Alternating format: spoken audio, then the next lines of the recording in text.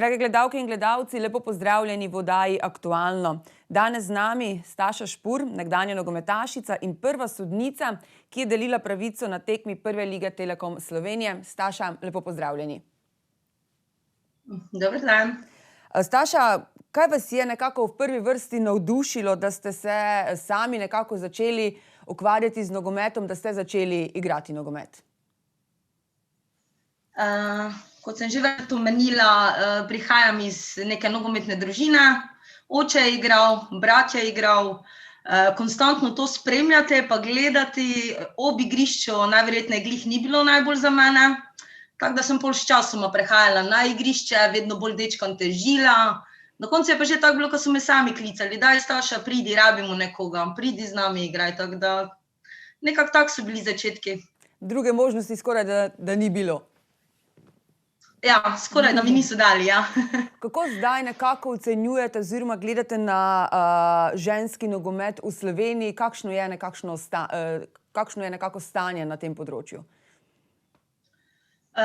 Moram reči, da ko sem jaz začela, pa to je že bilo nekaj let nazaj, pa do sedaj se je veliko spremenilo na bolje. Se mi zdi, da se tudi mentaliteta ljudi spreminja, da ni več to tisto, da je nogomet samo za fante, temveč tudi za dekleta. Čedalje več deklet igra v Sloveniji nogomet, čedalje več žensk je tudi v vlogi v različnih funkcijah v moškem nogometu.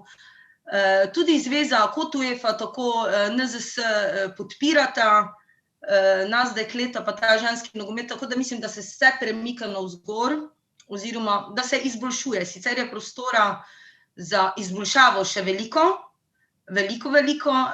če lahko spremljamo sosednje države, recimo Nemčija, ki je kar, pa kaka Amerika, ki sta kar dominantni sili v ženskem nogometu.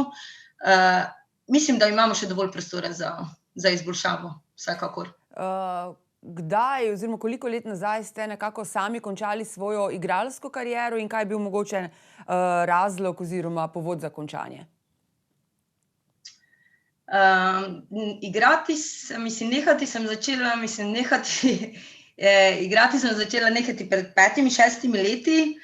V bistvu je bil glaven vzrok poškodbe, kar nekako kot igralka sem ves čas imela problem s kolenom. Potem pa kar naenkrat spet tretja poškodba, pa sem si mislila, mogoče pa je zdaj res čas, da sem prestara ali kakorkoli za igranje.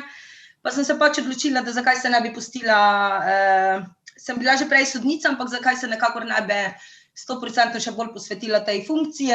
Všeč mi je bilo, ko si aktiven, da še vedno aktiven način nekako sodeluješ v tem nogometnem svetu in me je nekakor tako potegnilo, da je pač to.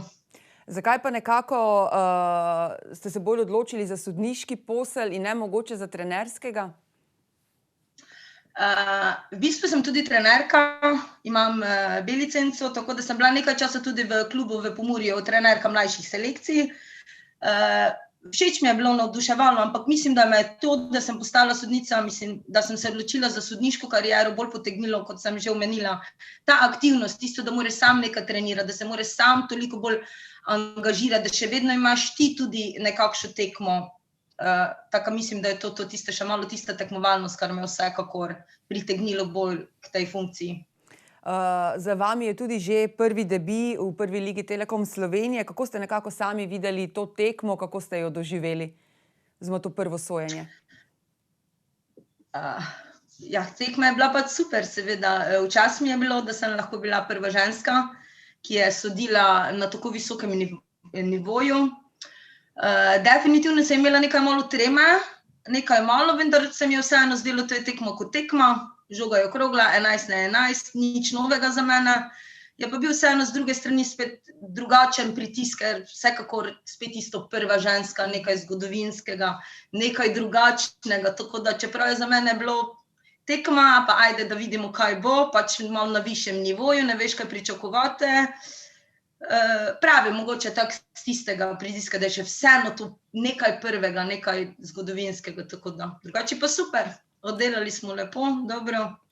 Fantje oziroma moški so me dobro sprejeli. pravo delo nogometnega sodnika poteka na igrišču, pa vendarle, koliko nekih priprav oziroma dela je potrebnega pred samo tekmo, pred samim sojenjem?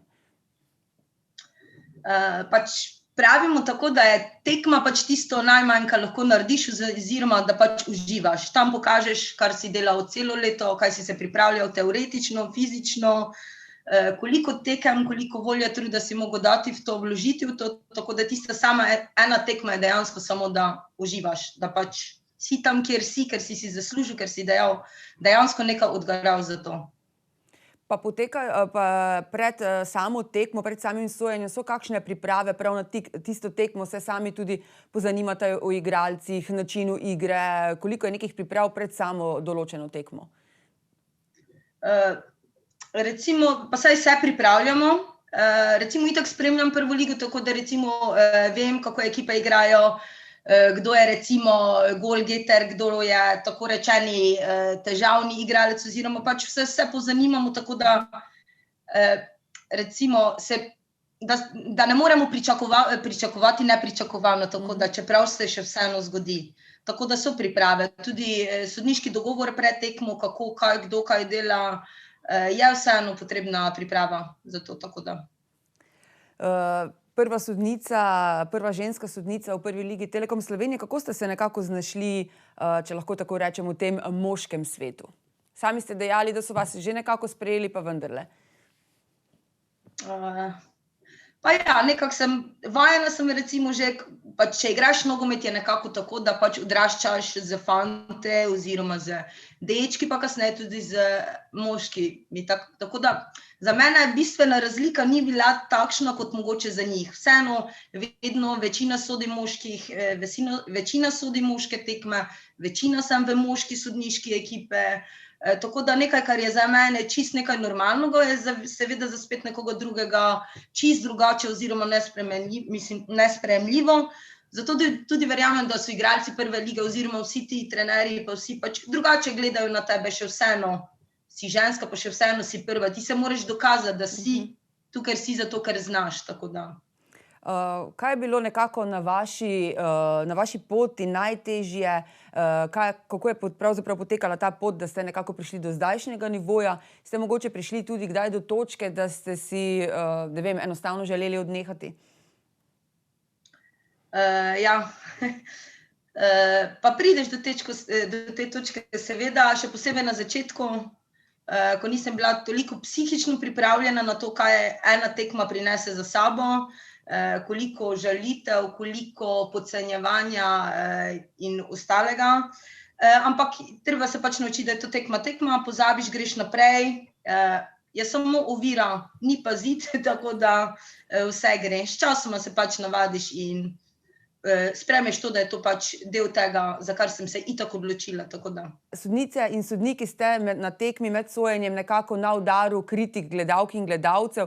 Kako je s tem? Lahko odmislite te njihove opazke, kritike, komentare? Zanimivo je, da na igrišču vsi delamo napake, kot igralci, tako trenerji, kot sodniki, ampak je pa dejstvo tudi, da smo mi najbolj na udaru.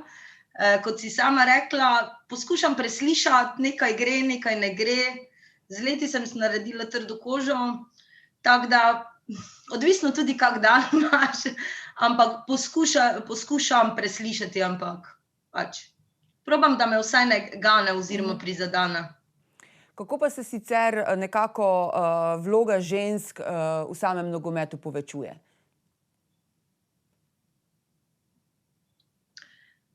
Sedaj srečamo že dekleta, ki so, ne vem, v različnih funkcijah, čedalje več, recimo prej se veliko samo igralke, sedaj imamo že več igralk.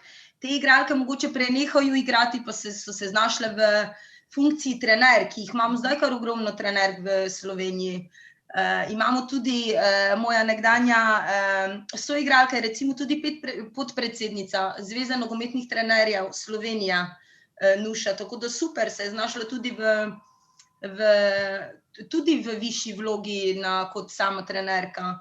Tudi kot sodnice imamo zdaj čedalje več nas, pravim, sama nogometna zveza tudi čedalje več polaga, več interesa je v tem, daje v izobraževanje trenerk, sodnic, za igralke, kar je bil super, nogometni razred v Šiške, kjer lahko poznamo nogometni razred, ki je bil za fante v Šiški že od nekdaj.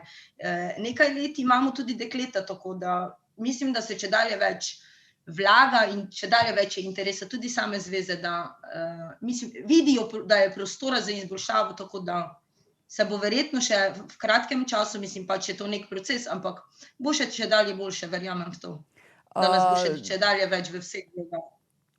Niste pa samo sodnica oziroma opravljate tudi redno službo. Kako sicer usklajujete ta poklic in sodniški in pa učiteljski poklic? Usklajujem težko, ampak vse se da, če se samo hoče. Kot večkrat pravim, ni problemov, so samo rešitve. Na srečo imam tudi vodstvo šole je tako, tudi sodelavci so taki, ki me podpirajo, tako da gre vzajemno. Tudi jaz sicer nekaj nazaj dam, ampak gre brez podpore definitivno ne bi šlo, ker ne bi mogla soditi, če ne bi nekjer delala, ker profesionalna sodnica nikakor ne morem biti v Sloveniji, kot še zaenkrat niti igralka, pa tudi trenerka ne. Tako da brez brez tega mojega nogometa pa spet jaz ne bi bila jaz, tako da tudi ne vem, če bi bili v šoli prav zelo zadovoljni z mano. Tako da mislim, da se z eno z drugim nekako poklaplja, ampak brez podpore definitivno ne bi šlo. Staša, še mogoče vprašanje za konec. Kakšni so nekako vaši cilji v vlogi sodnice? Kaj je tisto, kar si nekako želite doseči?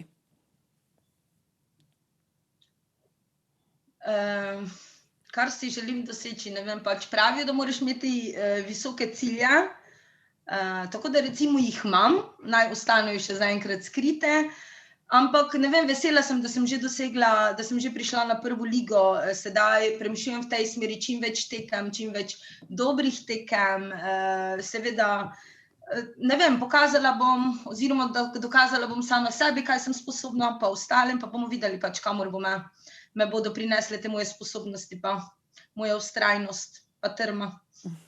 Upam, da čim višje, ne. To upamo tudi mi. Staša, najlepša hvala za pogovor in seveda veliko uspehov tako na športni kot na poklicni poti. Hvala, Anja. Vam, drage gledalke in gledalci, pa hvala za pozornost in nasvidenje do prihodnjič.